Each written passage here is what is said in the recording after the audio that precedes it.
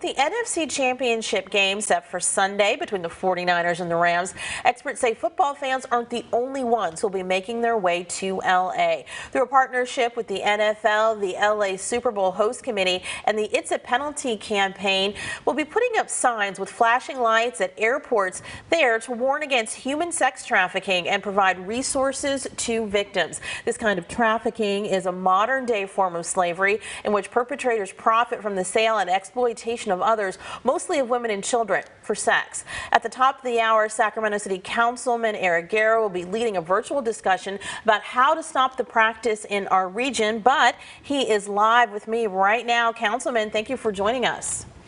Well, good morning, and good afternoon slowly. I hope everyone will join us on the live broadcast, and excited about discussing this issue, particularly because January is also the National Slavery and Human Trafficking Prevention Month.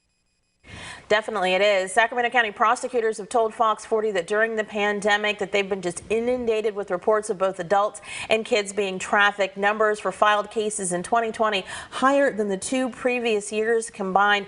Why do you think that is?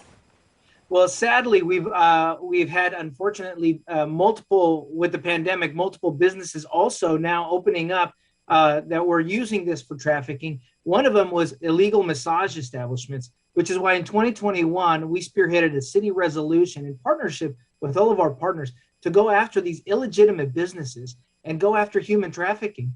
The great thing is that the organizations like Community Against Sexual Harm, or CASH, was created in 2008 with law enforcement, survivors of human trafficking, and community members here in the Stockton corridor, Oak Park corridor, to combat this directly and go after this issue.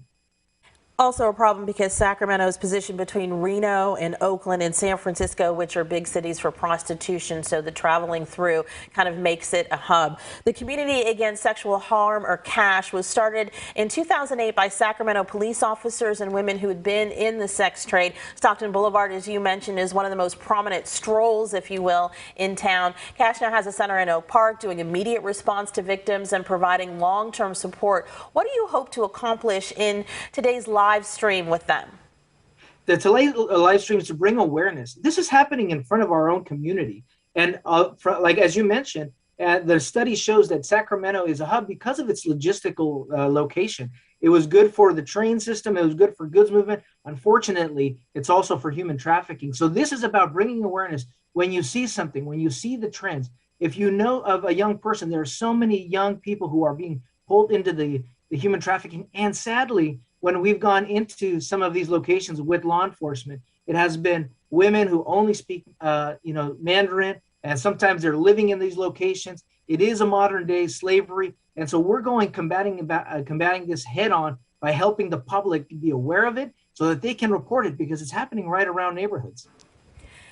CASH in the entire area coming into the 3rd year of a 3-year study commissioned by local and state leaders focusing on the scope of trafficking in Sacramento County. This is a crime, a shadowy world that is kind of hard to get investigative minds around because of all of the secrecy. Lawyers and doctors among the clients, very privileged people who believe they're entitled to buy what they want, even if that's a person. How important will it be to this effort to get this data?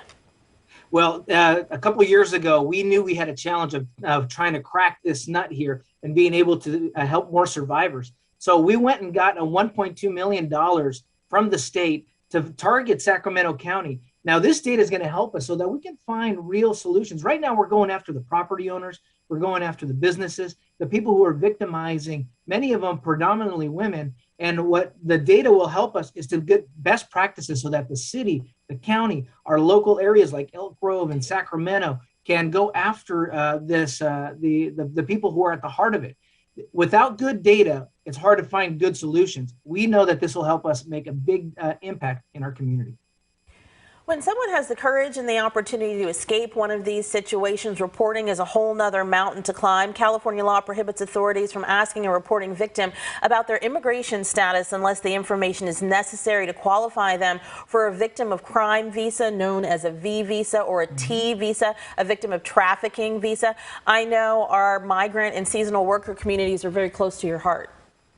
Yes, being an immigrant myself, there's a lot of fear in reporting these issues. But the fact is, if anyone who is being trafficked is an immigrant or is a refugee, and they can get legal support and be able to get immediate recourse from the federal government. But that's why we've created a better relationship with law enforcement and the community so that we can help them through that process. Also, the city of Sacramento has funded a free legal services for city residents, whether you're undocumented refugee or immigrant, to be able to help them through this nature. It's called the Fuel Network. So in partnership with Cash, in partnership with our local law enforcement and our legal entities and nonprofits, we're helping human trafficking survivors get through this very difficult time. And most importantly, stopping this unfortunate modern day slavery practice.